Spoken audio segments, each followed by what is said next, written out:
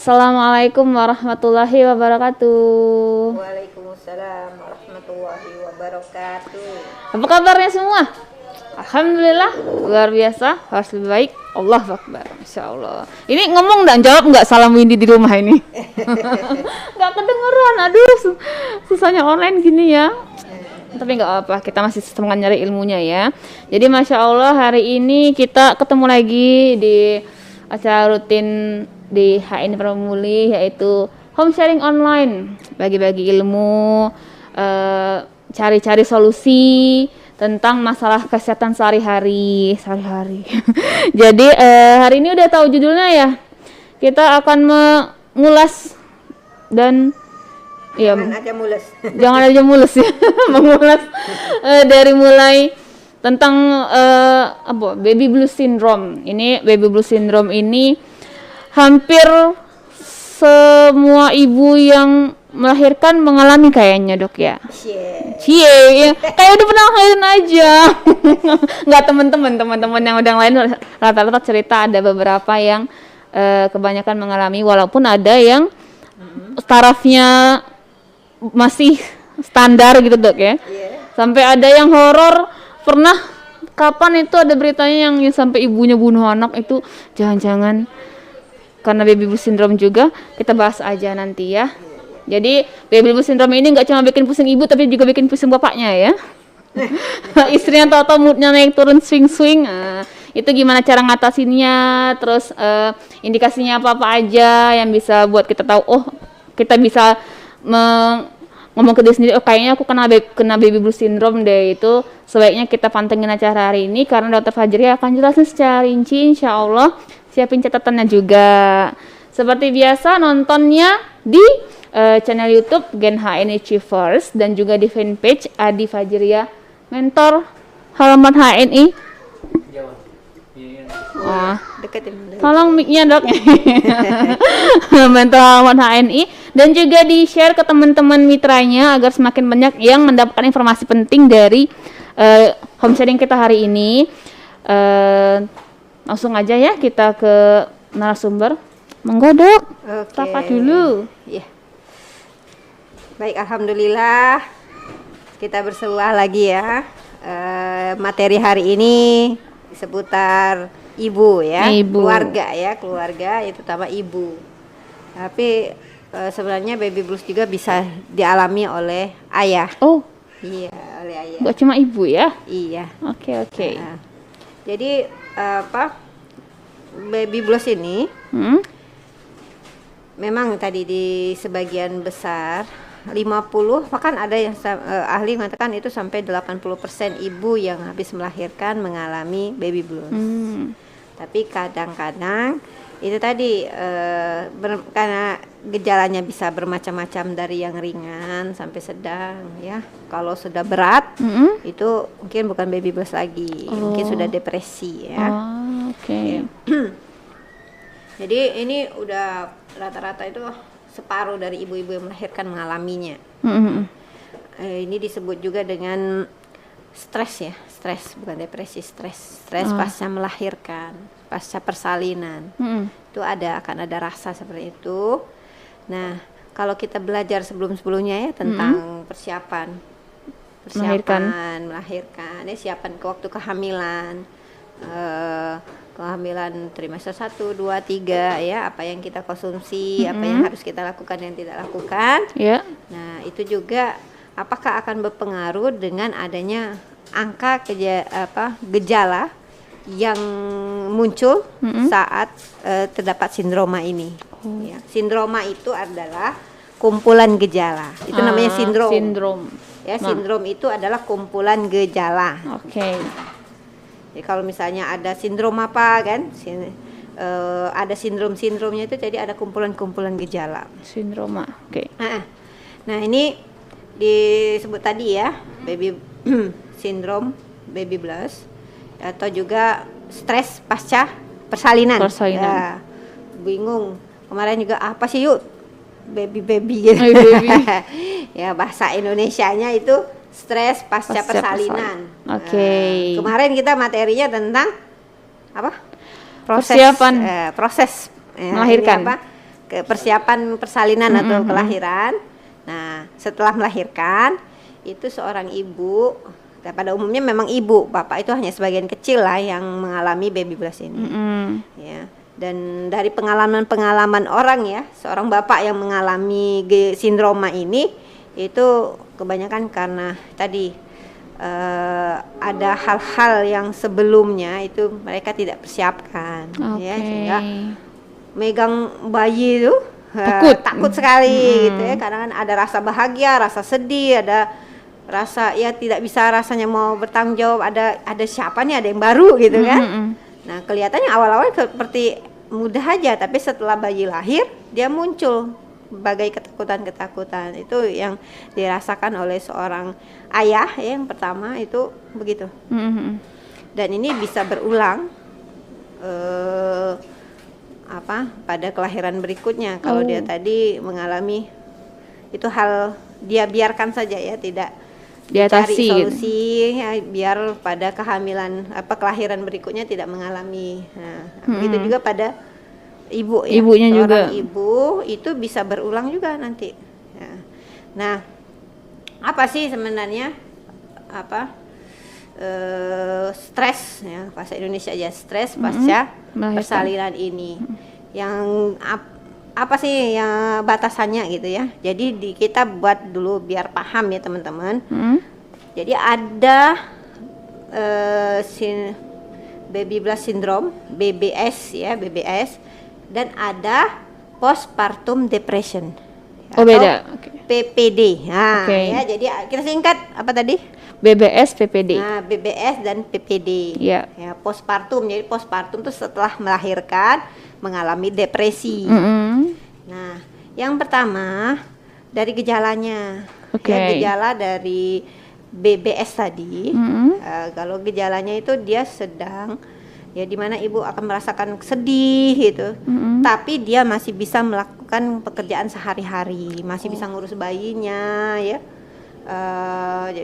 jadi bisa, dia masih tetap biasa, cuman dia bisa bawaannya marah-marah gitu ya, kesel, sedih, campur bau rasanya ya, merasa nggak ada orang tuh, nggak peduli banget sih gitu, nggak bisa tidur, rasanya ya malam nggak bisa tidur, siang juga nggak bisa tidur gitu. Nah, banyak kerjaan inilah ya, merasa nggak ada gimana ya, ada orang tuh nggak dukung gitu. Nah itu dia bisa gejalanya, dia marah-marah. Ya, seharusnya kan datang seorang bayi bahagia gitu kan, bahagia, padahal itu kan yang dirasa sebenarnya. Misalnya pasangan suami istri bahagia, tapi kenapa kok ibu ya, istrinya jadi bawaannya mudah tersinggung, marah gitu, kesel, tiba-tiba nggak tahu lah, perasaannya tuh, moodnya tuh berubah-ubah cepat gitu. Nah tapi kalau pada yang depresi itu dia bisa berat sekali, dia depresi, dia sampai ketakutan yang sangat, menarik diri, malah nanti tidak bisa mengurus anaknya gitu. Dia bisa menunjukkan rasa benci kepada anaknya, mungkin juga kepada orang yang lingkungannya. Nah terus juga munculnya ya gejalanya, kalau pada orang BBS tadi itu biasanya setelah melahirkan itu langsung baru terjadi. Tapi kalau orang postpartum depresi PPD tadi itu sudah ada gejala-gejala waktu selama kehamilan itu sudah mulai ada gitu.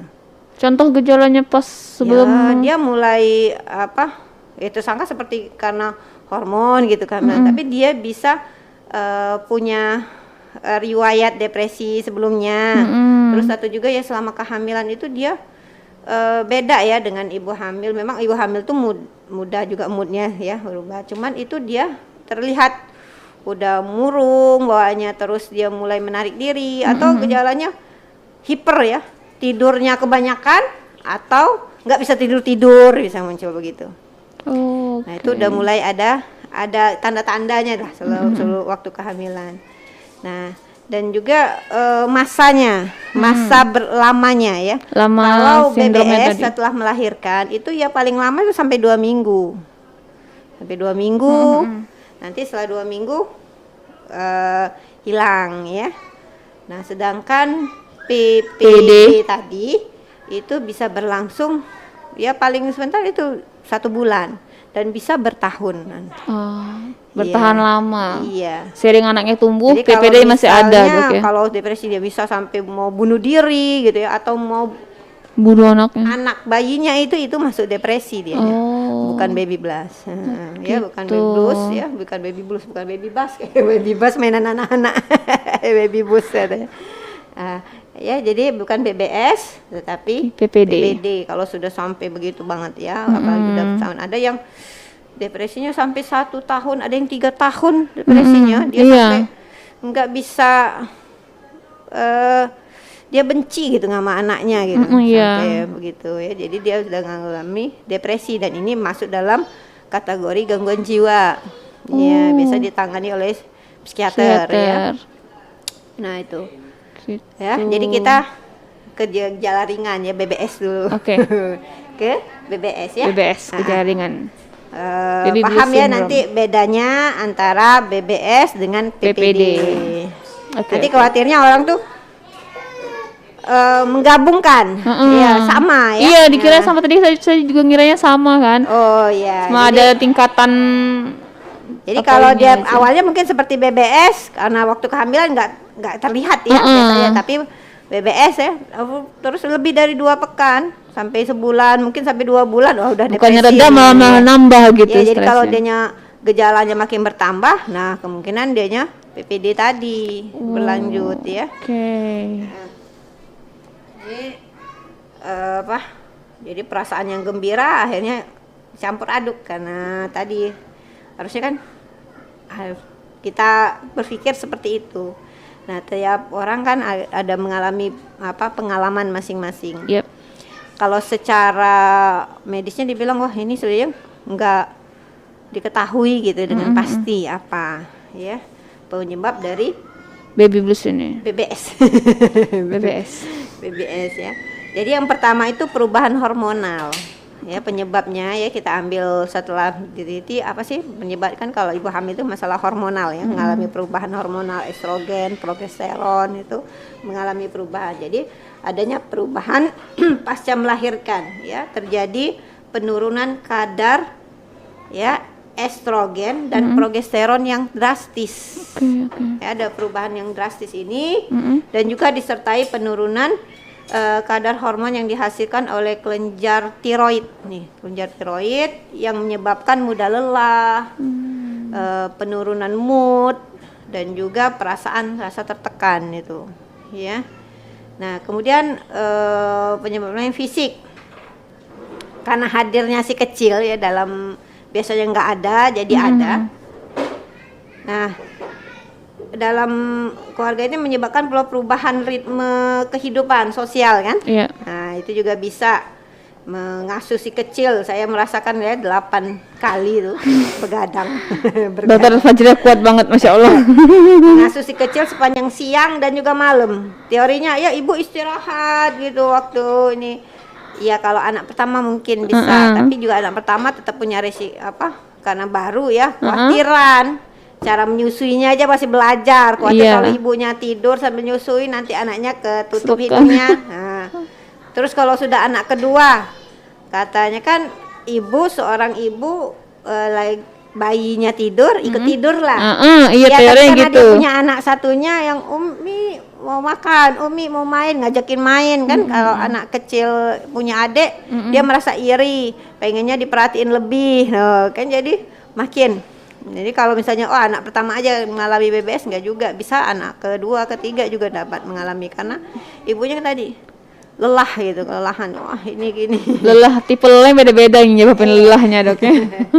Nah ini menguras energi dari si ibu. Ya, kurang waktu istirahat. Padahal katanya jangan begadang. Iya, tapi apa daya? Harus begadang. Kalau anaknya bangun. Mau ganti popoknya mau nyusuinya itu. Nah ini bisa menyebabkan imun dari si ibu tuh turun kan, drastis turun. Iya. Nah jadi fisik, jadi tadi pertama hormon, kemudian fisik. Ketiga psikis. Secara psikis kecemasan terhadap hal seperti tidak mampu karena dia begini. banyak juga ibu-ibu itu karena dia membaca buku terus informasi-informasi, dia ingin ideal. Ideal. Aku bisa melakukan semuanya gitu. Ya, aku ini harus lahiran normal. Iya, harus gini, harus gini. Bisa sukses menyusui, susu ASINya banyak, bayinya nggak rewel, bla bla bla bla. Jadi ekspektasi pada diri sendiri tinggi. Ekspektasinya itu sempurna. Iya. Nah, sempurna. Kemudian ternyata dia tidak sesempurna itu yang dia rencanakan. Mungkin rencananya mau normal ya sesar. Ya, mengalami sesar. Wah, itu udah aku udah gagal jadi ibu gitu, harus sesar, padahal enggak juga ya. Itu kan suatu teknik caranya dia mengeluarkan, ya, bukan berarti orang yang normal itu lebih baik, yang melahirkan normal lebih baik daripada yang sesar. Pahalanya tetap sama kan di mata Allah, kalau penting ikhlasnya. Kemudian pengennya dari hari pertama langsung ngucur tuh ASI gitu. Ini enggak. Ada yang enggak gitu. Iya, coba tadi kita solusinya, bagaimana solusinya? Solusinya persiapkan sesuatu kalau tidak semestinya gitu. Oke. Iya. Sehingga kan saya dulu punya teman saya itu orangnya yang sesuai betul dengan apa agendanya. Saat tidak sesuai dengan agenda, moodnya marah betul gitu ya dianya. Hilang rencana ini, moodnya udah kesel banget. Sesuai rundown-nya dia. Sesuai rundown itu. Ya, dia teratur betul tidurnya itu harus jam 9. Kalau udah enggak sudah jam 9, udah uring-uringan dianya. Jadi kata saya, kamu harus belajar untuk tidak seperti itu, menghadapi banyak masalah kan, tidak sesuai dengan keinginan awal yang idealnya gitu. Nah, jadi itu juga ibu hamil ya, secara psikis menyiapkan itu. Kalau misalnya ASINya nggak keluar, apa sih nanti solusinya? Kalau mendapat kesulitan ini apa? Terus juga kalau tadi misalnya bayinya rewel gitu, ya, aku ternyata kenapa nggak pipis? Nah itu lengkap ya, kita pelajari. Nggak harus perfect betul, kita harus pelajari semuanya. Kita bisa sharing. Pas mungkin saja waktu itu bisa bertanya, ya, minta tolong suami, tolong tanyakan, atau juga pegang HP aja. Ada semua biasanya. Iya, tanya sama ini apa? Yang pengalaman. Kita punya pengalaman ya. Nah ini ketidakmampuan ya, rasa ketidakpuasan, ketidakmampuan ini secara psikis menyebabkan gejala BBS tadi. Ya, kemudian sosial, perubahan gaya hidup ya, dengan peran ibu ya. Sebelumnya ya bukan ya, belum ada yang digendong ya, belum seorang ibu. Nah ini ada perubahan sosial ya, yang keterikatan antara si kecil ya dengan ibunya, orang tuanya juga bisa berperan juga untuk sindrom ini.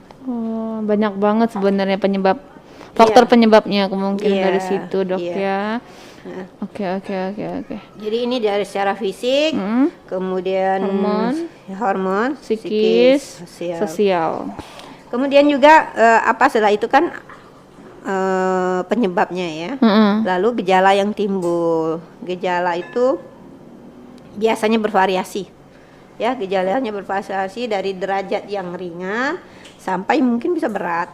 Ya. Berat masuk PPD jadinya, Dok, ya? Ya, berat dan lama bisa PPD. Oke. Misalnya contohnya apa? Yang muncul perasaan cemas yang berlebihan. Cemas oleh? Iya, sedih, ya, murung, sering menangis, gendong bayinya sambil nangis gitu kan. Karena memang mana sakit ya, kadang-kadang kan sakit tuh, rahimnya terasa melilit gitu ya, mengalami kontraksi lagi, jadi terasa begitu, nyeri, terus tiba-tiba nggak tahu lah, pokoknya bawaannya mau murung aja. Ya gejalanya tadi bervariasi ya, dari derajat ringan sampai yang hingga berat. Kalau tadi rasa cemas yang berlebihan, sedih, perasaan murung, sering nangis, lagi gendong bayinya nangis, sedih ya. banget. Iya. Dan memang ada ya, kadang-kadang kita tuh wah karena tadi kelelahan, rasa bermacam-macam rasa. Numpuk jadi satu. Iya.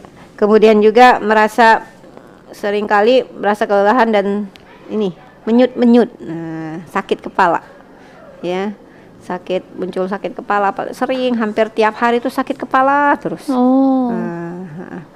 Dan juga perasaan ketidakmampuan misalnya dalam mengurus kecil ya, apalagi di rumah itu ada yang lebih senior misalnya karena serumah ya. Jadi ada penelitian bahwa munculnya juga pengaruh kadang dari keluarga terdekat ya, dari suami, dari orang tua ya, dan dari mertua ya. Nah, kekhawatiran nanti tidak ideal. Oh iya benar, karena standar udah tinggi tadi kan.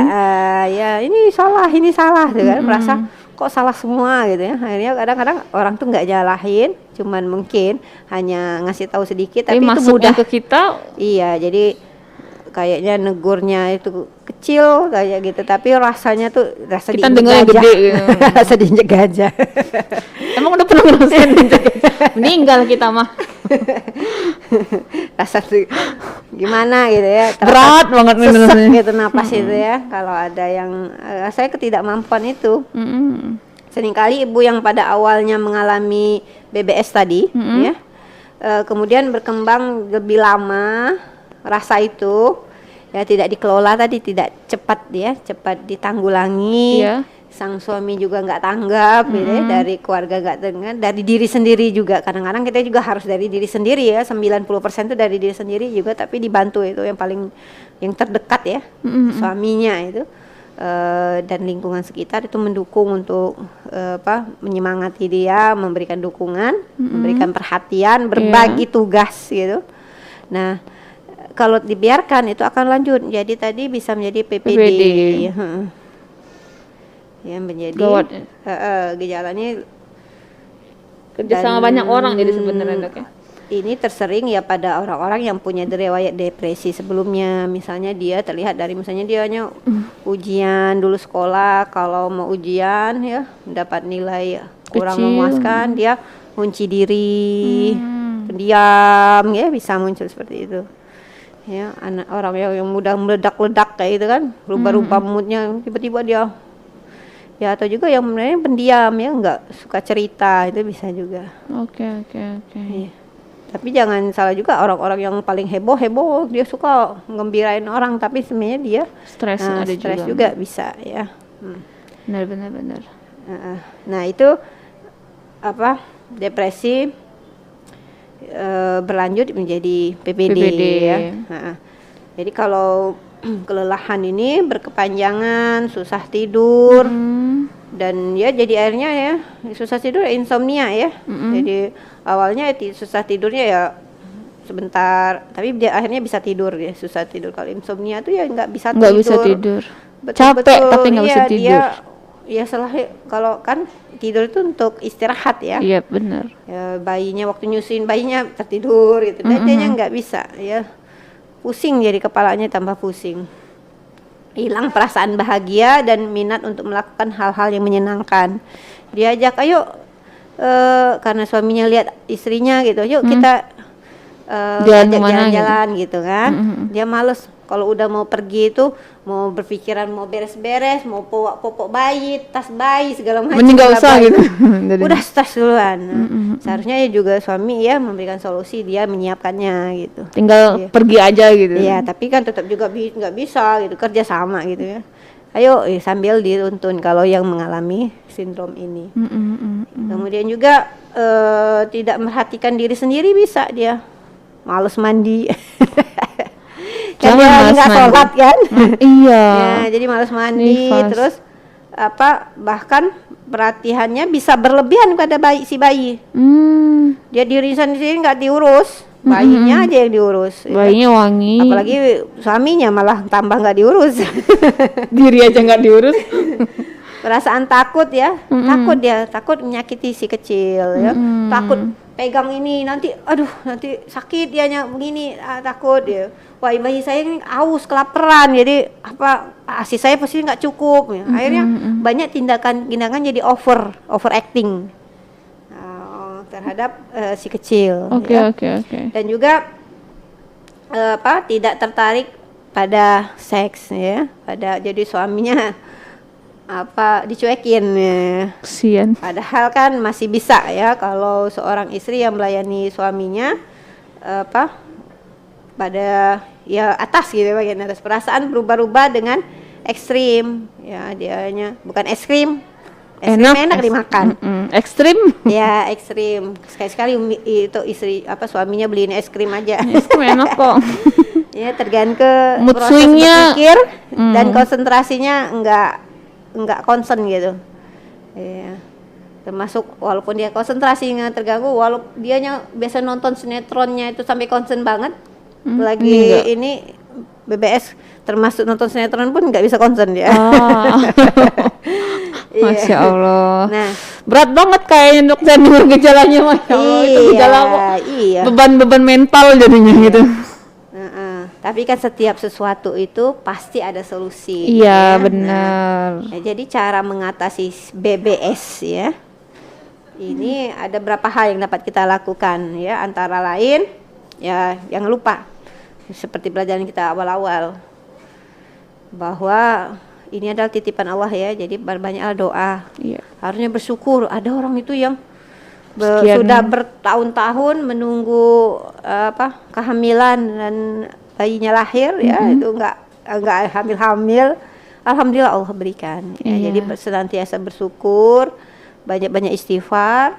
Hari ini tadi ada taklim rebuan ya.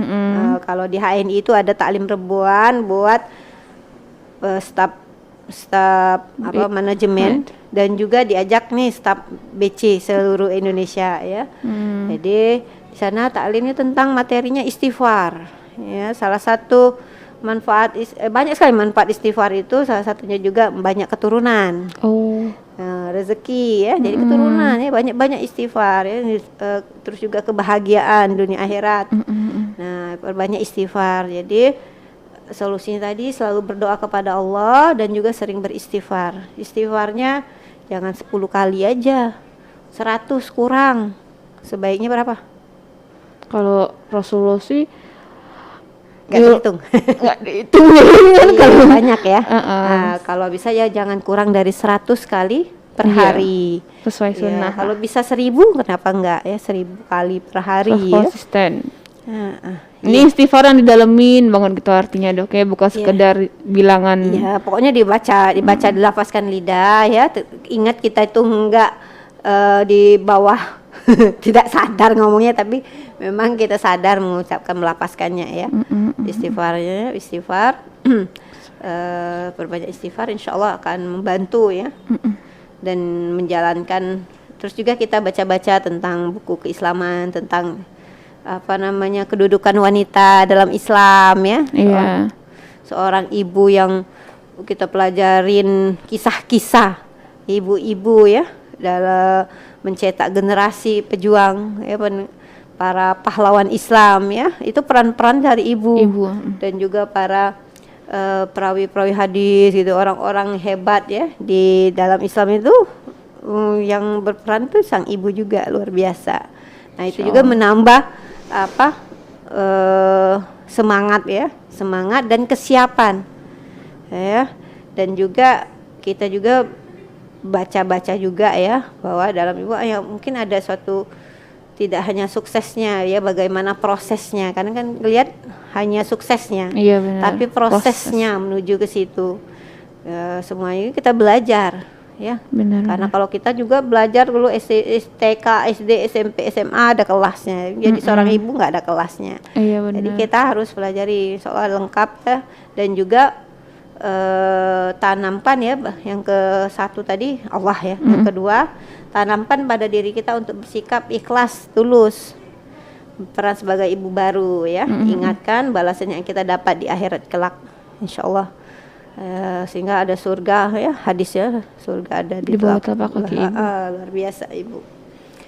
Dan juga belajar bersikap tenang ya, tenang. Sama juga kita mempersiapkan persalinan ya, berusaha untuk tenang. Kalau biar bisa mudah mengedannya bener, tarik nafas panjang kemarin ya, hembuskan, nah begitu.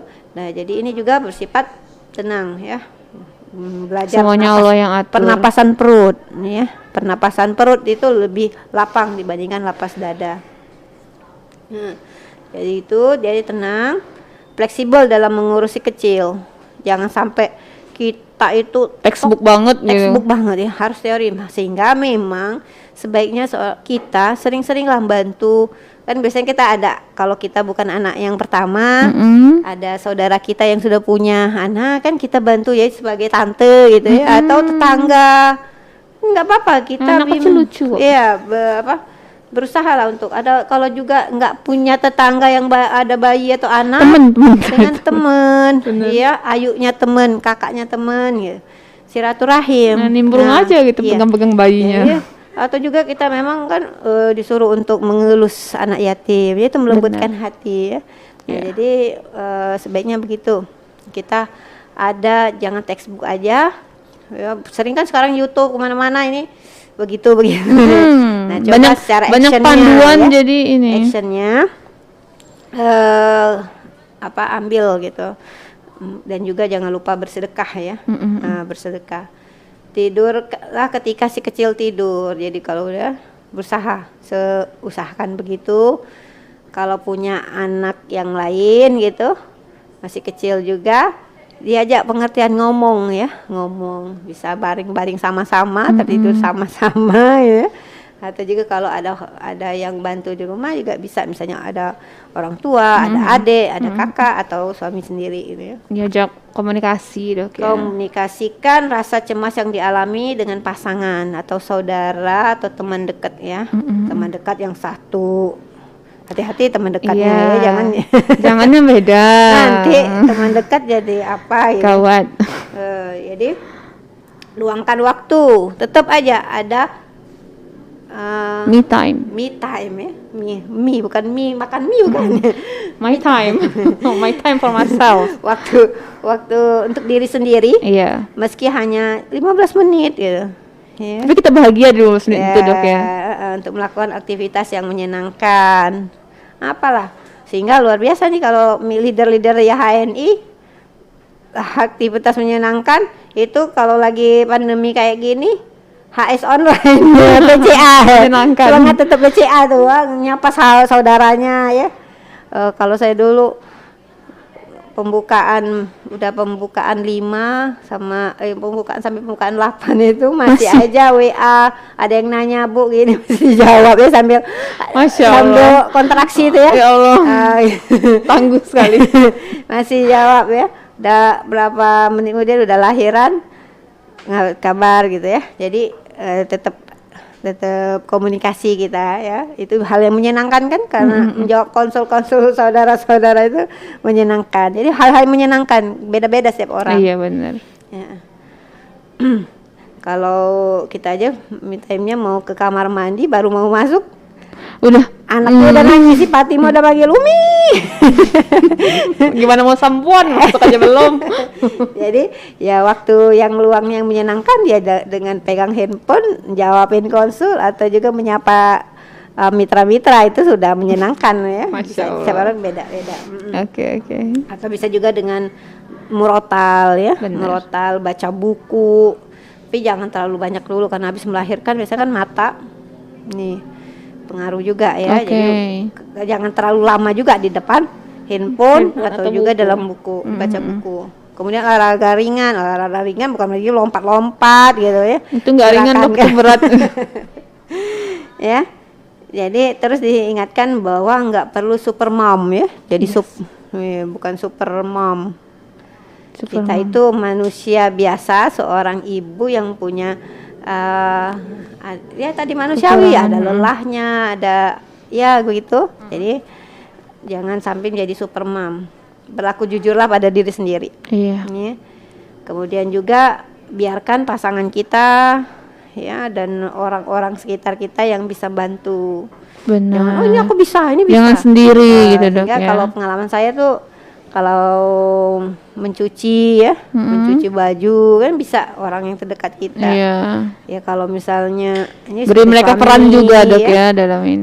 Tapi kalau orang tua kandung kan paling yang ringan-ringan karena mereka kan udah sepuh, masa kita repotin pula ya, tidaknya pasangan kita. Nah, atau juga udah direncanakan sebelum-sebelumnya nih, bicaralah sama suami istri dia. Nanti kalau anaknya lahir, gimana nih, siapa anak-anak dengan siapa gitu ya. Nah, begitu. Nah, ya, jadi insya Allah itu bergabung dan berbagi cerita dengan ibu-ibu baru. Ya, ada komunikasi dengan teman-teman, gimana, ada sharing-sharing lah ya, itu juga bisa membantu. Benar. Perempuan kan butuh 60.000 ke atas sehari dikeluarin kan. BBS ini bukan hal yang memalukan. Kalau misalnya kan kita sudah berusaha ternyata masih aja ada rasa seperti itu dan tadi ingat 50% bahkan sampai 70-80% itu bisa terjadi sendiri jadi kepada mungkin saja banyak yang ringan-ringan ya. Nah, rata-rata artinya saya pun pernah dari 8 itu bisa merasakan pernah yang mungkin ringan. Ya, tapi ada juga merasa waktu itu pernah rasa lelah banget gitu, yang ini nangis saya sampai berebut-rebut ya. Nah itu juga merasakan ya, jadi bukan suatu hal yang memalukan ya, bukannya aib, bukan aib, benar. Iya, bukan aib. Jadi komunikasikan dengan orang terdekat, sharing dan dapat nah kita sekarang kan meminimalisir. Nah, maka yang pertama harus siapkan adalah tadi persiapan sewaktu belum melahirkan. Benar. Kemudian selama kehamilan tadi ya kita juga persiapkan semuanya, termasuk perlengkapan waktu melahirkan, mau melahirkan semuanya itu udah di ini. Kemudian mau direncanakan apa ya. Nah, proses selama kehamilan dan juga proses melahirkan ya, sampai melahirkan itu. Nah, waktu yang cukup di situ juga dilihat setelah melahirkan, beri waktu ibu juga cukup istirahat kan, biasanya dia melahirkan di rumah sakit atau di klinik itu ada waktu istirahatnya. Nggak habis melahirkan langsung pulang, misalnya cuma nggak apa-apa, dikasih waktu 1 malam untuk beristirahat dulu, besok sorenya atau besok lusanya lagi pulang, nggak apa-apa, untuk biar istirahat. Kalau sudah sampai di rumah, lihat rumah mau beres-beres. Bener. Kan ditinggal waktu lagi heboh kan, pasti nggak ada beresin di rumahnya. Nah ya, karena dalamnya mempunyai kalau memang diperlukan asisten rumah tangga perlu gitu ya. Sesuaikanlah dengan budget. Kalau nggak punya jangan dipaksakan. Nanti nggak membayarnya pula nanti. Ya. Nah, jadi itu tentang BBS. Masya Allah. Nah, minimalisirnya juga itu penting sekali. Herba-herba yang mengurangi rasa stres, membuat kita bahagia. Span juga dan juga mengurangi rasa nyeri, rasa melahirkan. Benar. Ya? Jadi apa yang sebaiknya bunda-bunda konsumsi ya, para konsumsi itu rutinkanlah dari sebelum melahirkan sampai menyusui, seterusnya itu konsumsi sari kurma. Benar. Sari kurma itu rutinkan, ya. Bisa dengan gantian sari kurma pagi, nanti sorenya extra food, nanti bisa 3 kali 4 kali sehari, ya. Misalnya 2 kali extra food, 2 kali sari kurma. Iya. Karena kenapa extra food ini kaya dengan ada madu, kemudian juga ada sari-sari buah ya, ada sayurnya buah, juga. Sehingga karena ibu habis melahirkan itu kan asam belit, ya, khawatir kalau mau ngedan karena ada jahitan, ada keropekan atau habis jalan lahir. Nah, dia harus rajin mengkonsumsi buah dan konsumsi minuman, makanan yang kandungan seratnya tinggi. Nah, ini solusinya sari kurma extra food. Nah, kemudian juga karena nyeri, rasa tidak nyaman, dan juga mencegah rasa demam ya, enggak nyeri-nyeri, demam, dan juga bikin nyenyak tidur, maksudnya tidurnya tuh jadi walaupun jadi tidurnya berkualitas ya, berkualitas. Beri mengkudu. Ini juga sebagai antiseptik alami, antibiotik alami itu mengkudu. Mana mengkudu? Ini ya. Oh iya itu. Nah, mengkudu. Di perutnya enggak? Mengkudu, buka kapsulnya. 5 kapsul, buka, kasih air hangat kuku, kasih madu multiflora 3 sendok. Masya Allah. Nih. habis melahirkan minum ini akan mencegah BBS. Dan juga bikin rahim kita itu nggak rasa nyeri banget gitu ya, habis rasa terperas itu. Nah ini bikin menjadi lebih enjoy. Ya, konsumsi mengkudu dan madu multiflora. Bisa 5 kapsul kalau badannya kecil, ibunya 3 kapsul. Kalau badannya seukuran saya misalnya di atas 65 ya, 60 ke atas itu 5. Kalau di bawah 60 3. Iya, 3 aja. Nah, itu. Tadi sari kurma extra food dan kasih buat tenaga strong ya.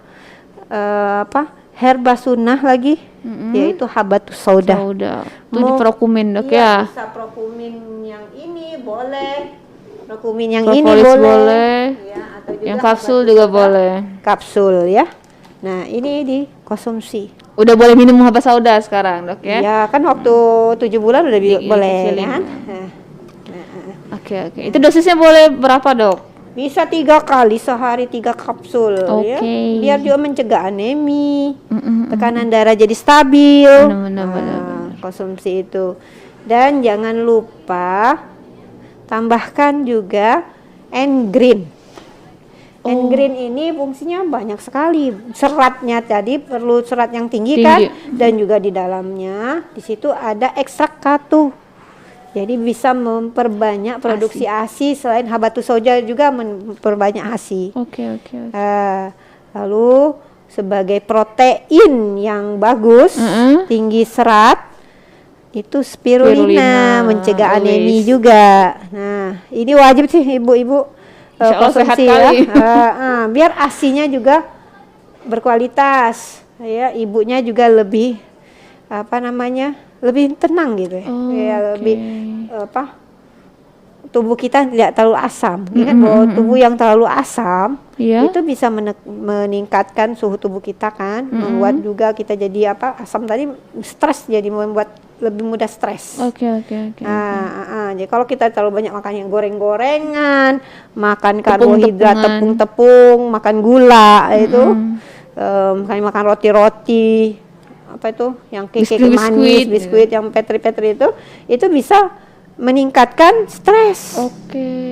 Ya, jadi yang bisa pencetusnya bisa dari makanan. Makan jadi bisa diatur juga dok ya. Jadi bisa tambah susu kambing ya, atau juga ini coffee nih. Ini juga bikin rileks buat tenaga dan rileks tubuh kita. Ini kenapa day cream muncul di depan sini? Saya masukkan day cream. Saya mengingatkan kepada bunda sekalian bahwa ibu hamil dan ibu menyusui ya, itu tidak boleh sembarangan gunakan kosmetik. Kosmetik juga bisa memacu stres. Nah, jangan diremehkan. Juga pasta gigi. Pasta gigi yang kita pakai bisa mengandung racun yang bisa meracuni tubuh kita dan bayi kita. Masya Allah. Jadi gunakanlah pasta gigi yang halal, alami. Ya, kalau pada ibu hamil kata kemarin kan kok lebih sering nyeri giginya, ngilu, pakai yang sensitif, pasta gigi sensitif ya. Dan juga gunakanlah kosmetik yang biasa suka pakai day cream night, dan juga yang siang ya. Itu pakai day creamnya yang HNI punya, night creamnya HNI yang punya. Kenapa? Ada yang sering nanya, boleh nggak ibu hamil menyusui pakai? Boleh. Yang nggak perlu jangan dimakan aja. Dioles di ngapain kulit. Dimakan? Kali aja jadi krim roti, jangan ya. Iya, pakai. Jadi dia aman sekali. Jadi pakai. Jangan sampai kita gunakan yang mengandung merkuri atau bahan-bahan yang berbahaya yang lain. Ini bisa meningkatkan stres. Ternyata BBS kita itu dari kosmetik ternyata. Iya, ternyata ya, dari semua pikiran negatif kosmetik yang paling besar pengaruhnya. Masya Allah. Oh itu ternyata dia muncul tuh karena itu penyebabnya. Saya bingung tadi, kok dikeluarin day cream ya? Biar cantik kali ya. Iya, biar cantik juga bunda. Kan tadi kan rasanya nggak ini, sekarang nggak repot-repot Nah iya di HNI ada juga, nggak saya masukkan sini ya, ada sabun mukanya ya. Iya. Nah, jadi Bunda biar lebih tetap cantik walaupun sibuk ngurusin bayi ya. Biar kita bahagia dengan diri sendiri juga. Iya, katanya tadi ada me time tadi iya, ya. Benar. Jadi kalau misalnya me time, mungkin nih me time ada yang suka make upan misal dok, jangan dulu berarti ya. Make upan dengan yang iya. shadow apa iya, gitu. karena harus dikurangi kan, katanya mempengaruhi air susu. Oke. Iya, gitu. bayinya jadi makan kosmetik. Kasihan, kita aja nggak mau makan kosmetik, bayinya dikasih itu. Oh gitu dok. Oke. Ada pertanyaan kah dari ada ini? Saya nggak lihat nih, ada. Dari FB. Ini dari Batu Raja nih. Resep obat Promil. Wah, ini yang malah belum punya ya. Promil udah 10 tahun menikah. Ada sih di Gen HNI Achiever ini rekaman yang sebelumnya ya. Ada yang tentang susah hamil itu ya. Iya benar. Susah hamil dan sama juga program Promil ya. Sama Mbak Zulaiha hostnya. Mbak Junar Batu Raja untuk bisa klik video sebelumnya tentang Promil. Ya. Insya Allah sana lengkap dok ya. Ya ada Promil tapi bukan Promol ya. Jangan. Kalau Promol itu untuk tumbuhan. Biar kesuburan tumbuhannya. Bukan kesuburan kita, masya Allah. Aduh, ini ada di fanpage ada yang nanya, cuman saya nggak tahu ini nanya yang mana ya. Amankah buat yang habis operasi sesar? Apanya yang aman? Amankah buat yang habis operasi sesar maksudnya? Iya nih, ada ininya, herbanya. Atau apanya Bu? Herba yang dikonsumsi setelah operasi sesar ini aman.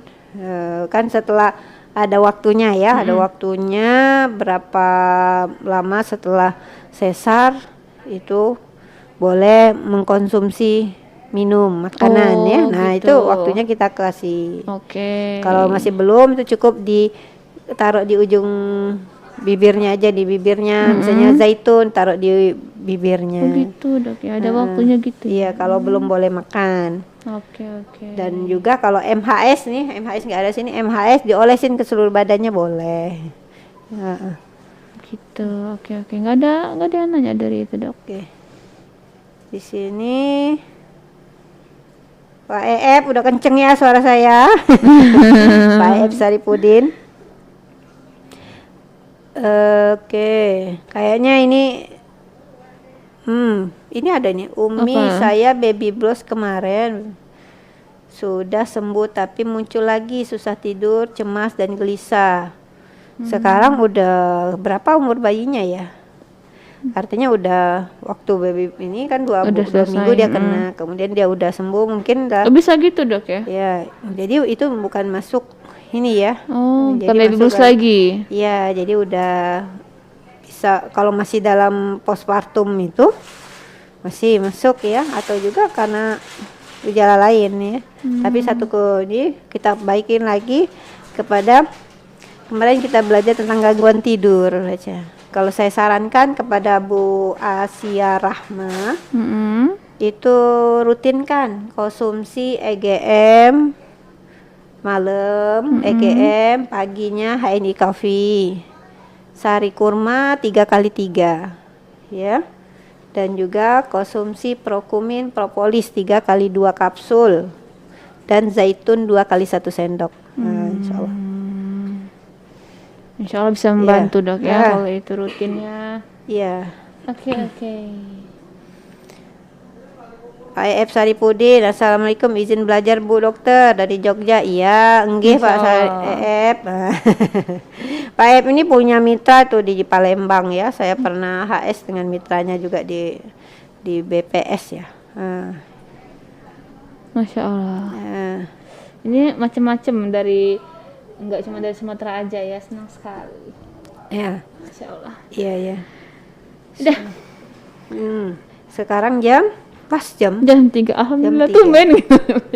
Iya, ini sudah ngaret nih. Jadi pada kasus-kasus sepertinya ada yang misalnya kisah yang sampai serem-serem gitu. Iya, yang masuk berita. Udah masuk tadi ya. Depresi postpartum depression ya, depresi pasca melahirkan. Nah, depresi pasca melahirkan itu udah masuk gangguan jiwa dia ya. Nah, ini harus perlu pengobatan yang betul-betul intensif. Ya. Dia perlu ada orang-orang yang menanganinya untuk sebagai psikolog kayak gitu ya. Tempatnya harus diawasin.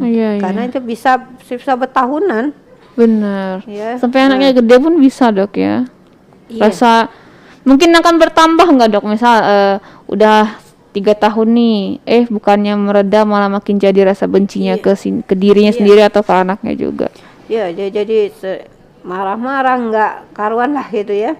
Dia malah nggak nafsu makan atau malah makannya tuh berlebihan, tidurnya nggak bisa atau mau tidur aja kerjanya, dan ini nggak ada energi gitu. Rasanya tuh hilang energi. Kata Zahira di iklan Extra pun nggak ada power katanya. Bisa aja. Dan ini penyebabnya pasti hingga kini belum diketahui ya. Kalau PPD tadi nggak diketahui, terdapat banyak faktor risiko yang diperkirakan ya. Tadi dia udah punya diperkirakan mempengaruhi terjadi depresi pasca persalinan itu rendahnya atau ketidakpastian dukungan suami dan keluarga.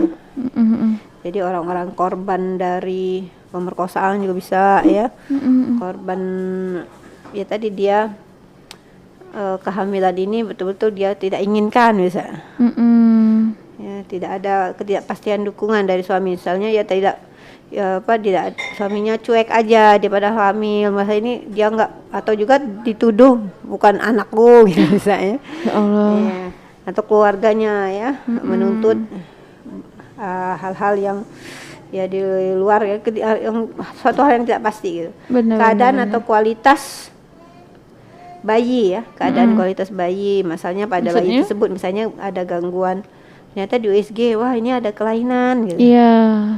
Nah, ada kelainan, mengalami misalnya ada juga persalinan yang ada yang kemungkinan perdarahan. Ibu mengalami infeksi, bayinya lahir dengan jenis kelamin yang tidak diharapkan, misalnya pengennya anak laki-laki yang keluar perempuan, atau tadi cacat bawaan. Ya, ada yang sampai begitu bencinya sama bayinya karena cacat ya. Misalnya dianya nggak ada tangan, nggak ada kaki, atau kecacatan itu. Tidak siapnya seorang ibu dalam menyambut kehadiran bayi ya, kehamilan yang tidak diinginkan tadi. Sampai akhirnya ya ada yang buang, bayinya dicekik, dipotong-potong ya. Nah itu tadi perubahan produksi hormon ya. Nah itu disebut dengan PPD, itu ngeri-ngeri banget ya. Tinggal solusinya tadi kembali kepada Allah. Benar. Terus juga kalau tadi keharmonisan dalam keluarga ya harmoniskan ya, perbaiki, komunikasikan dan jangan lupa selalu bahagia. Salah satunya bikin bahagia ini konsumsi herba HNI. Kemudian jalanin aja. Pakai apa? PCA action. Nah, pakai cerita ajak. Nggak bikin happy. Misalnya ini ada masalah rumah tangga, nggak apa-apanya. Aku sekarang ada produk HNI, bisa ketemu dengan orang, ngobrol-ngobrol. Ya alhamdulillah. Banyak sekali orang yang sukses di HNI ini diawali dari ketidakberdayaan, kesedihan, penyakit ya, bertemu dengan HNI jadi bahagia.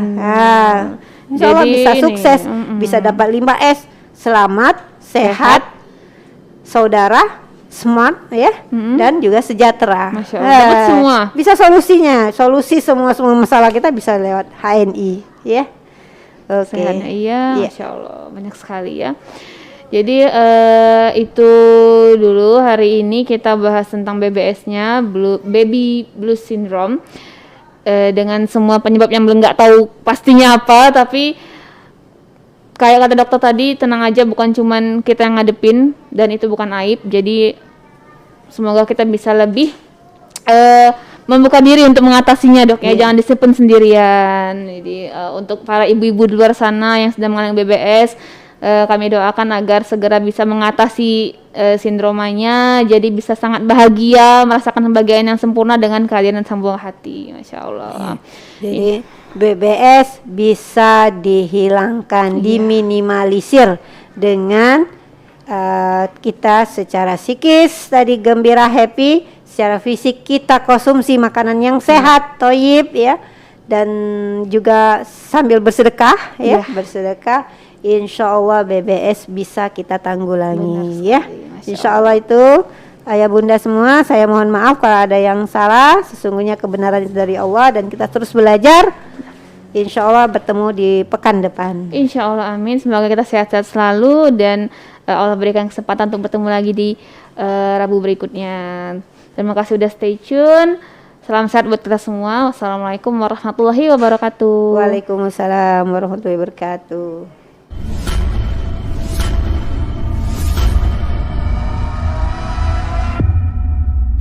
Ya.